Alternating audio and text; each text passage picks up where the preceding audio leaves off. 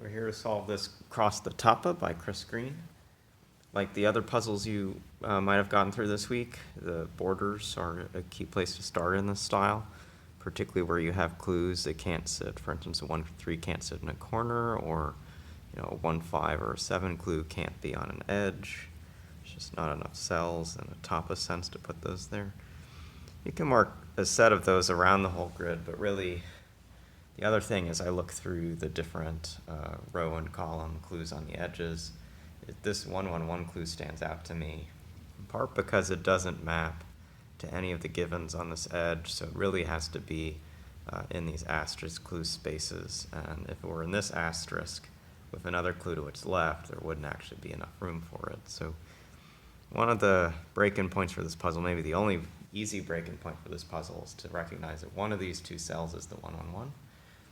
And because of how 1-1-1 looks, which is something like two shaded cells immediately to the left, to the top, to the right with this undone thing, the cells right here and here will be shaded in either scenario, left or right of this clue. And the other thing that then you can build off after seeing that is you do have to put a question mark 1 somewhere in here. And if it's over on, if this 1-1 is over on the left side, so effectively the top is doing this, because again, if it's on the left side, this cell is unused. This question mark 1 just can't possibly work. And so in order to get both of these bottom clues, including the 1-1-1, to make sense, it has to take this further right option of the two. And the star of the puzzle is shading this kind of pattern into the grid. We now have a question mark 3 mapping down to the space, and whichever of these becomes 3 long, this cell will be unused. That now makes you think it's either the 1-5, or if it's a 1-5, this is 3-3. If this is 1-5 and 3-3, we now can't actually fit a 3-3 around it, so we actually, by mapping the white cells, and that's a second kind of rule for Cross the Tapa, is every time you can map a white cell, you should. So it will really speed things up for you. We get that this is actually a 3-3.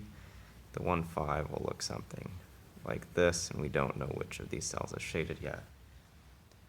Because we have 2 cells of a 2x2 box already shaded, one of these will be unshaded, so one of these will be the 5. You can see pretty quickly it can't be the top cell based on what we've already shaded around it, because you would have to come out here and have too many other things shaded. That now limits the 7 to just this cell, which we've marked in. We have to get a question mark 3 somewhere in this row. We have a question mark 1 somewhere in the bottom. Just as I said before, where we had 2 cells shaded and 2 unshaded, these are 2 shaded, 2 unshaded, so the question mark 1 has to come down here. Note that this cell that's already shaded is the only one that can be a singleton in this space, so this has to look like this to make any sense, and what we actually see is we have question mark 3. And reading across this row, we've got a number sign, and that whole clue has been spent. I'm going to finish shading around the 7 now that we know it. This is unused. Coming from the top, we see this is a 3-3.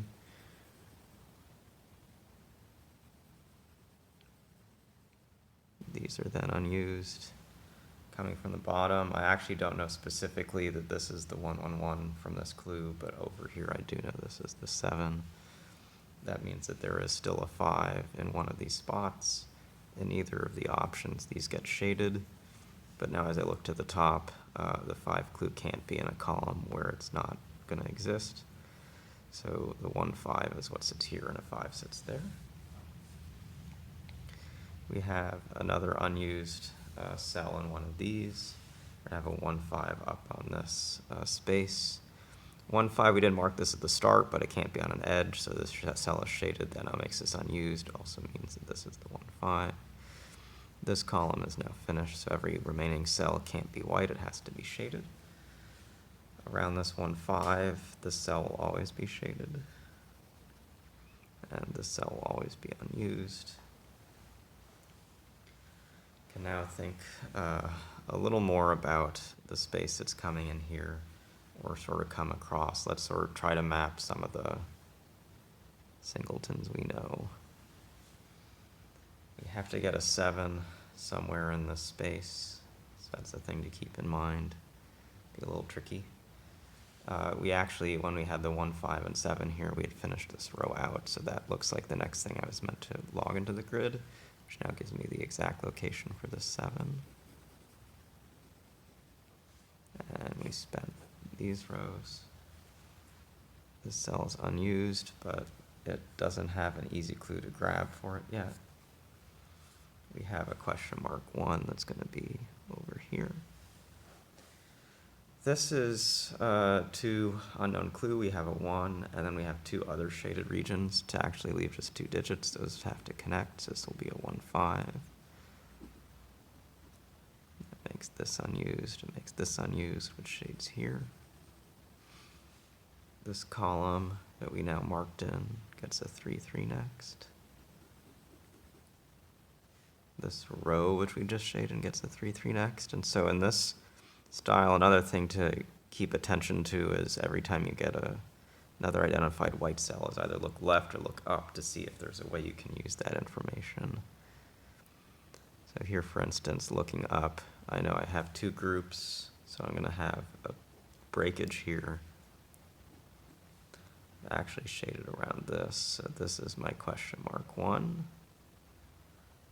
That looks okay. This is my question mark 3.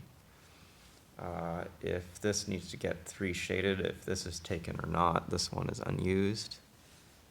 This whole grid has to be connected, so I see this upper right, basically looking across these white cells is getting pinned, so I need to reach across this top edge or I'm not going to be complete.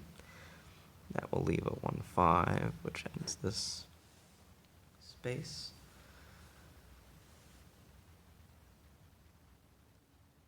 Let's see what's next. There's something a little tricky over here. I have actually no constraint yet that I need to fill a spot, but there needs to be a singleton. So there will be a single question mark somewhere up here. Notice that the single question mark can't sit at the same cell as this question mark 1, because it's essentially the difference between 1 clue and 2 number clues. So this question mark has to be in the very top place. Then a question is, does this stay unshaded or shaded? If this is unshaded, it would be a 3 clue. That's not this, so this has to get shaded. So there's not a lot of constraints that force this side to be a 3 with a 3, 1, but it's basically 2 clues with 1 clue. A way to cross the top of the question marks when they don't have the same total number of count in a spot can cause an issue. Looks like we've completed all the constraints we know in this row, or column. We've completed all the constraints we know there. This is unused. We can't say too much about it. We've got to place a 3, 3 in this column. If it's not in this cell, if we try to place it here, it looks like it's not going to work. If we try to place it here, it would shade something like this. The other thing we have to still do is place a 7 in this column next to it. And these 2 clues together have a lot of constraints because they got to fill a lot of space. So you might be able to do this. Can you do these together and keep that unused? Actually, if it's this 3, 3 I'm seeing, that this gets unused, and we now have isolated the top part of the grid. So this can't be a 3, 3. Even as the grid looks today, this can't be a 3, 3. So the 3, 3 comes to here.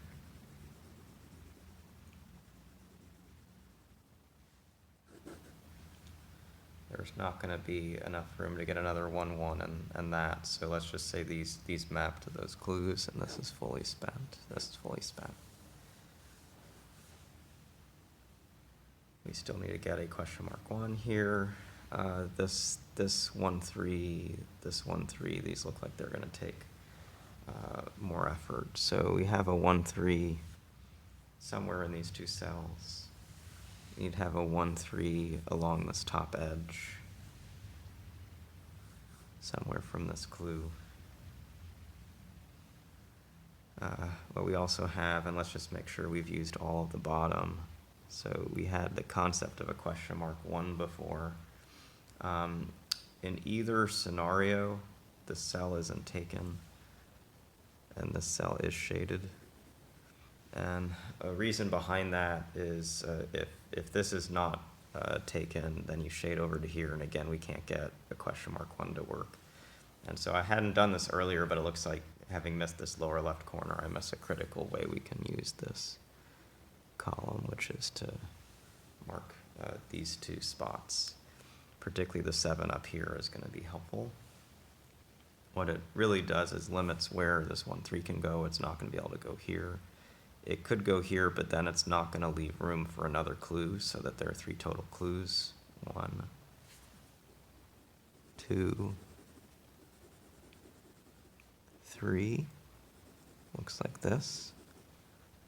We said there's a 1, 3 in these cells, which now has to come over to the left as I marked it. So this is done. This is our singleton. This looks okay. Clue-wise, we have to manage this. This spot looks legitimate and fine. We have a 3, 3, so we spent this row just fine. We spent this row just fine. This is going to take one of these cells for this question mark 1. Now, watch carefully that these 2 cells have to stay connected with the rest of the grid. And if this is unused, so that the path has to come this way, we're not going to be able to get a 1 around it. So question mark 1 is to the left. That's this pattern. Coming from the top, this will actually be the one that uses this question mark 3. We're left with now getting a question mark 1 somewhere down at the bottom. And a thing to note is that this column has a clue, this, a single number, and nothing. So we've used all of this information. We've used this information. Let's imagine the question mark 1 is here, and that would place this question mark 1 up here. That's not going to actually get 2 things around it, so this has to be in this bottom cell to get 2 things around it, which forces this and this. And so now the last thing to complete the puzzle is connectivity of this upper left group through the 2 unmarked cells. Get done. And so this is a challenging puzzle. It took us a few different approaches throughout the grid to get there. The key thing to see at the start was how the 1, 1 clue on this bottom row is quite constrained. Get started from there, start working up this edge, basically the bottom and right side. Some places where you get like 2 question marks, and you get 3 places which are shaded, so you start to learn how to link things. In sites where you have like 2 of a cell marked, you know you're going to get a white cell somewhere, so basically places across the Tapa you're going to add a white cell, you have to keep watching. And then connectivity, particularly these corners, were sort of there. So you know, this, as an impressively hard puzzle, really need constraint of having the same clues appear in the different spots. I think Chris made a fun style that we got to highlight this week, and hopefully you learned a little bit about it, and a little bit, I guess, about cross streams and Tapa at the same time. We'll see you again soon.